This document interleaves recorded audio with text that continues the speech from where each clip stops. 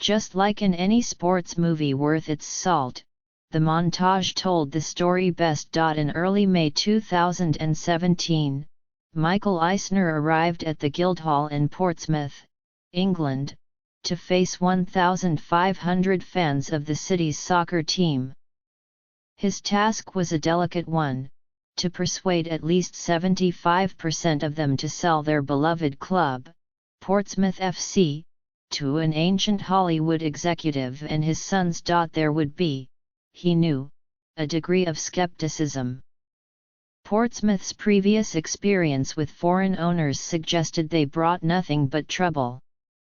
First under Russian, Israeli, and then Emirati, Saudi, and Nepali ownership, the century-old club had sunk all the way from the Premier League to League Two, English soccer's fourth tier.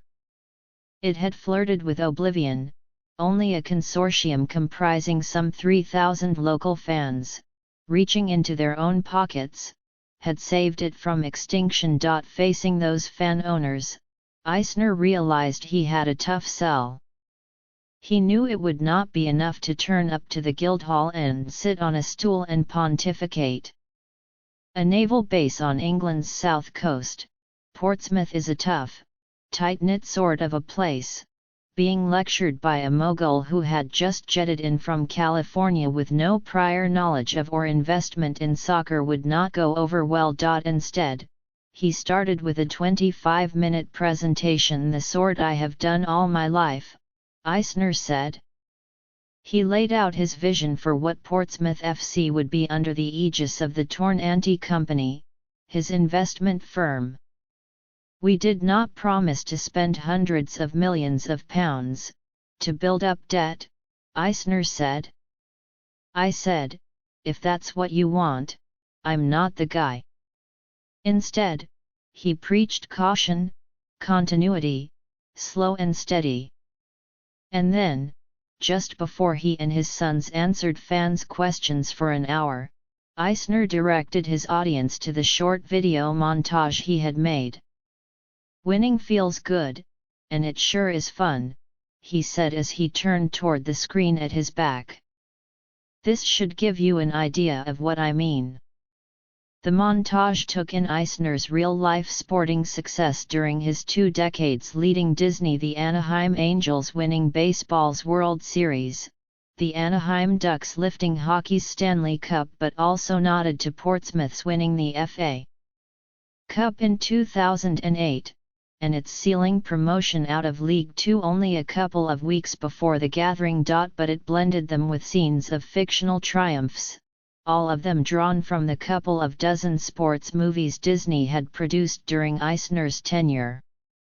The first was Kurt Russell's inspirational speech as Herb Brooks from the film Miracle. Great moments are born from great opportunity, and then came all of the most uplifting, transcendent scenes from The Mighty Ducks and The Bad News Bears, Remember the Titans and Angels in the Outfield. No distinction was made, no line drawn, between the real and the imagined, the spontaneous and the scripted. There was no need to do that, in Eisner's eyes. The films all followed the same narrative, the triumph of the underdog. If it's a good sports movie, it's to do with winning, Eisner said. Sports and movies, to Eisner, are the same thing at heart. They are all stories. He has spent his career telling them, and Portsmouth is simply the latest. That is not to say that this is some whim. He is asked all the time why he has, at age 75, chosen to get involved with the ownership of an English soccer team, particularly one so stripped of glamour and so deprived of investment as Portsmouth. Even his wife has ventured the question. I could ask, why not, is his stock response.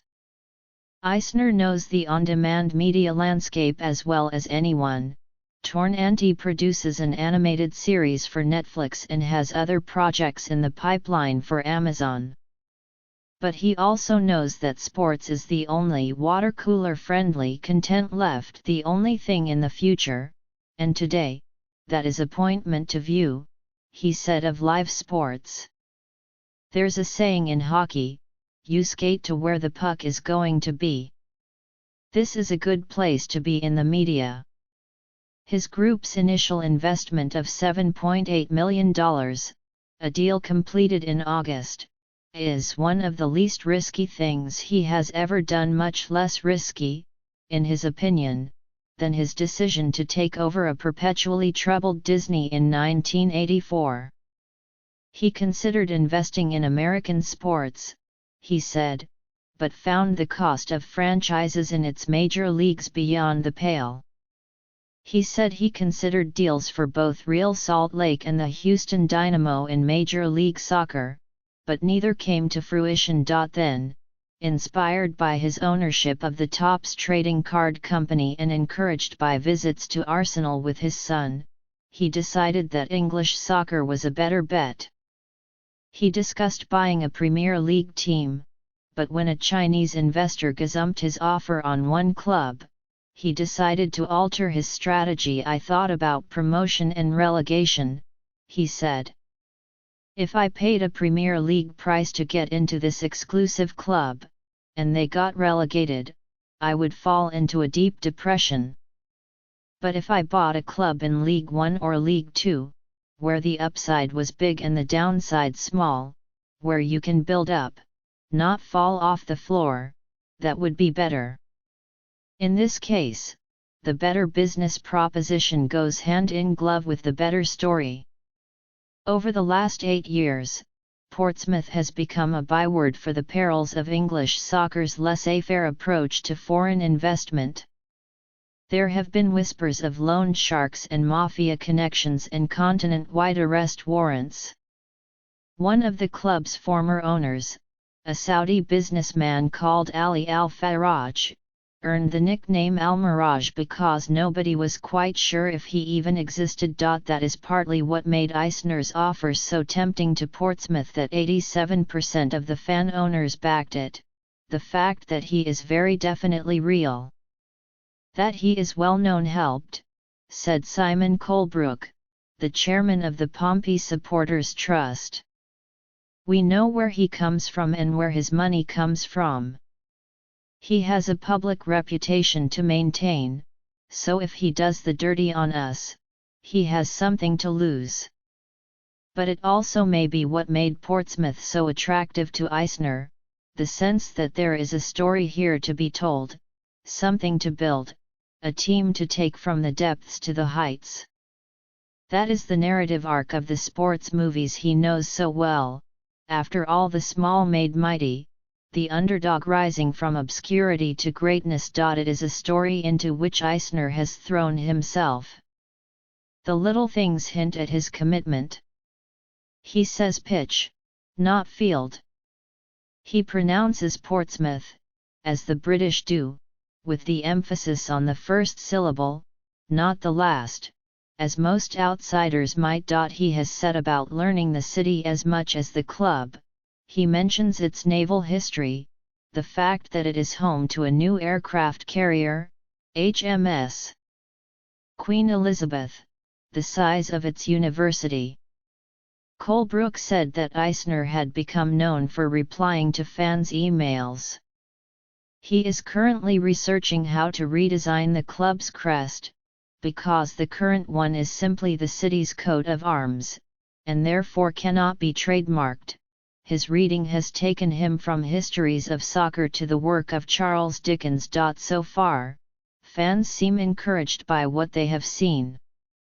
Mark Catlin, a chief executive first installed by the Pompey Supporters Trust, remains in place, running the club's day-to-day operations.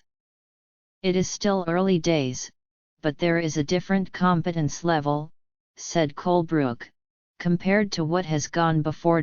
Much will depend on what Eisner can do with Fratton Park, Portsmouth's evocative but crumbling home.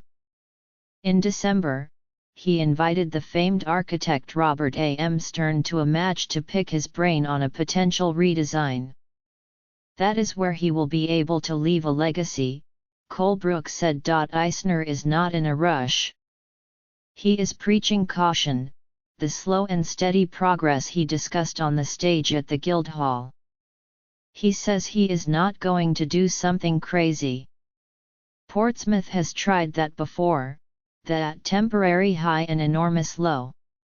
It is a story the club, and city, knows all too well. It is not a story that ends in a montage, and it is not the story Eisner is here to tell.